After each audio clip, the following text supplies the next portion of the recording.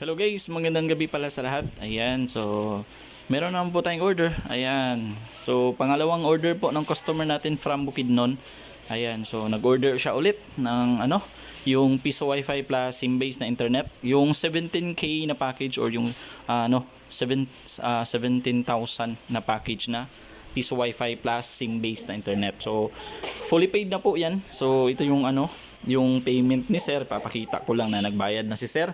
Ayan yung una, yan, so ito yung transaction niya. So nag-send siya sa akin ng 2,000 via GCash. Ayan, the same pa rin yung nag-send siya sa akin ng 2,000, and then yung 15,000 pinadala niya sa akin via Palawan. So makikita nyo, ayan, teka lang, so yan, so ito pala si sir, yan. Again, shout out sa iyo sir. Maraming salamat ulit sa tiwala. Ayan.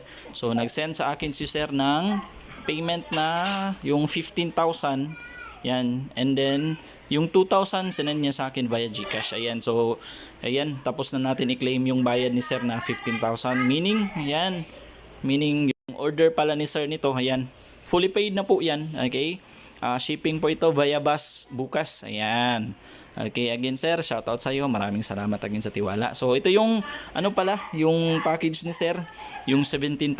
Okay? Kaya siya naging 17,000 kasi na package. Dahil yung kasama pala sa package ng outdoor extender dyan is yung Compass EW73. Ayan. Kaya siya 17,000. Pero kapag TP-Link yung kasama sa package, ayan, ito. Yung TP-Link yung kasama sa package, 16,000 po yan. Okay? 16,000. Okay? And then kapag naman, yung Compass EW71 yung kasama sa package, yan yung 15,000 na package. Okay? Ayan. So kaya naging 17,000 yung yung package na in-order ni sir, kasi meron siyang outdoor extender na Compass EW73. Ayan. Ika lang. So ito yung itsura niyan. Ayan. Ayan. And then kasama sa package yung dalawang tig 10 meters na Cat 6 LAN cable. Ayan, ito 10 meters ito, and then yung isa 10 meters din yan. Okay? And then kasali rin sa package yung 2x3 na tarpaulin. Ayan, 2x3 po ang size niyan. Okay? At least malaki po. Ayan, kapag nilalagay nyo doon sa area nyo, at makikita agad ng customer na meron kang Wi-Fi vendo doon. Okay? And then syempre yung ating curve box na vendo na may naka-anti-hook na yan, and then naka-lead frame. Naka-anti-hook, maganda ito dahil iwas doon sa mga malilikot na kabataan. Okay? Minsan kasi nung araw kasi gawain kasi namin yan. Yan, yung araw nung una binuputasan namin yung coins. Ayan, and then ayan, after namin maghulog, and then ayan, binabalik namin kasi meron siyang tali kasi. Ayan, so para iwas doon sa mga ganong klaseng yung gawain ng mga kabataan. Okay? Ayan, naka-lead frame na. At least appealing yan kapag gabi. Ayan, makita agad na mayroon kang Wi-Fi vendo. Ayan, and then dahil with SIM-based na package ito, syempre kaya siya tinawag na SIM-based pala dahil yung ginamit na source na internet dyan is yung meron kang open line modem. Ayan, so ito yung kasama sa package. Open line modem meaning pwede mong saksakan kahit na anong SIM yan. Okay? Pwede mong gamitan if yung area, if anong SIM na malakas sa area mo, pwede mong isaksak dito. Okay? Ayan. And then kasama sa package yung smart SIM. Yan.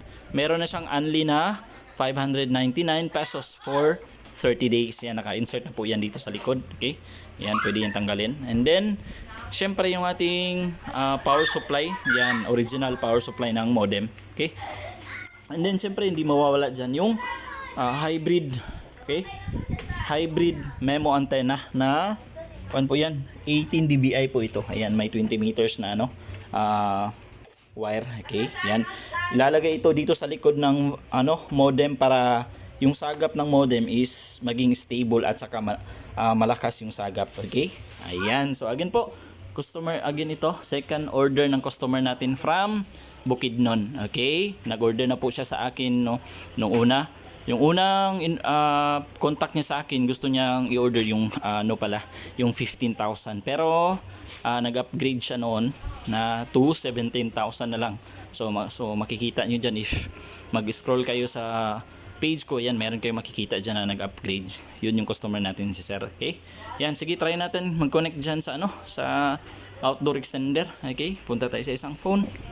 Ayan, so same pa rin yung gusto niya ipangalan sa vendor niya is yung Dallas Piso Wi-Fi. Ayan. Same nung yung unang in-order niya, syempre Dallas yung name. Okay? Ayan, wait lang natin. Okay? Wait natin na makita yung Dallas Piso Wi-Fi. Okay? Off ko lang muna. Ayan, a few seconds. Ayan, teka lang. Okay. Wait natin kung nasaan na yung Dallas Piso Wi-Fi. Ayan, so ito na si Dallas Piso Wi-Fi. Ayan, connect tayo sa Dallas Piso Wi-Fi. Ayan. Syempre, a few seconds, the same pa rin, magpa-pop up talaga yan sa customer portal. Okay? Kapag hindi magpa-pop up yan, so may mga phone na hindi nagpa-pop up, yung gagawin nila is, yan, punta sila sa Google Chrome. Ayan, and then type sa taas yung common IP address ng mga vendor na which is yung, ayan, yung 10.0.0.1. Ayan, click natin yung go or yung blue. Ayan, so syempre ito yung portal, lalabas yung portal. Okay, click natin yung window rates, syempre lalabas yung default rates. Ayan, so ito yung default rates niyan. Okay, ayan, kapag gusto na maghulog ng coins, click natin yung insert coin. Ayan, sige, yung window pala tumatanggap yan ng bago at saka lumang coin. Ayan, sige, hulog tayo ng coins, click natin yung insert coin. Ayan. You can now start inserting coins. This machine accepts Hulog ako ng 5, yan, 20 peso coin. Ayan. so it can count your coins properly. Tapos yung bagong 10 peso coin, ayan, hulog ko na. This machine accepts pesos, 5, And then yung lumang 10 peso coin, avoid ayan. dropping the wallet, Okay. so it can count your coins properly. And then yung bagong 5 peso coin na circle. This machine accepts pesos, 5, 10, Tapos yung ano, yung bagong 5 peso coin na nonagon. can count your coins properly. Ayan. You can now start inserting And then yung lumang 5 peso coin, ayan. 5, 10, new gold. Ayan. Avoid dropping the wallet. And then last yung dalawang bago at saka lumang coin, so dapat 57 yan yung makikita nyo. Okay. Ayan. And then ayan, so 57, tama yung pagbasa ng coin slot. Yan, click natin yung done kapag wala nang ihulog ng coins. Ayan, so a few seconds. Ayan, kapag sa Google Chrome ka, automatically, ayan, so makikita mo agad yung status mo. Ayan, so ayan yung status. Okay, ayan, so you are now connected. So nag-blink-blink yan, so meaning connected ka na yan sa vendor. Sige, try natin mag-play ng video. Ayan, makita nyo sa taas, connected tayo sa Dallas Piso Wi-Fi. Ayan, so punta tayo sa YouTube. And then, disclaimer lang po, yung vendor is, ano po yan, yung vendor is, nagdidepende lang po yan sa internet connection. Okay, kapag mahina po yung internet connection nyo, syempre yung vendor nyo is mahina rin. Okay, ayan. Sige, play tayo ng isang video or dalawang video para makita nyo. Ayan, play natin yan. Ayan.